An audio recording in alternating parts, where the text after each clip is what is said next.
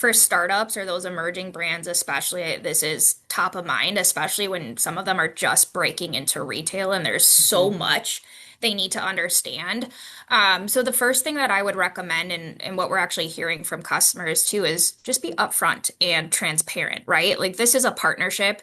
I think everyone is aware of what is happening in the supply chain right now with tariffs and any supply chain disruption you can think about. There are things you can plan for, there are things you can't plan for. So no matter what, I think it's really important that you're just transparent and upfront and let your retailer know how these tariffs are potentially going to be impacting not only the cost of what you might need to sell your product at, but maybe any of the production as well, and if there might be any shifts to lead times or your ability to deliver an order on time or in full. So I think the more you can just be upfront and manage that collaboration, you can navigate that together.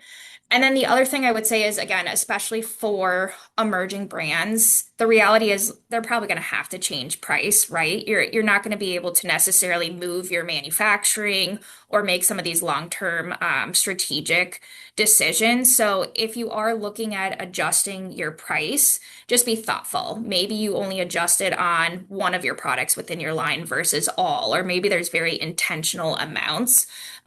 We were working with a Mm. smaller CPG company that mentioned, for now, they've got enough inventory on hand so that anything they have right now isn't necessarily going to be impacted. But as they're getting new shipments of their product over the next few months or so, they're really going to have to take a look at their margins. And they weren't as worried about it because they felt like they were a premium product. So if they were to increase their price by $1, it wouldn't necessarily have that much of an impact, or they felt like the customer would still be able to pay for it. But the reality is, someone's adjusting the price somewhere, which is going to impact the consumer. So, again, I think it's be transparent, just be able to back up your decisions with the data and make sure you and your retailer are on the same page. Rob, any color you'd add here? As a startup, my cash flow is paramount and likely very restricted.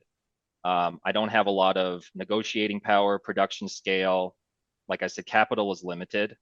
I don't have the financial wherewithal to absorb these costs. So I'm going to have to pass them through to the retailer and to the customer. So generally speaking, I'm going to rely on many of the things that Emily just stated. Transparency and relationship management, the things that have helped me get through previous supply chain disruptions. Those are going to guide me through this one as well. Really making those objective, data-driven decisions that I can reference shared information with my partner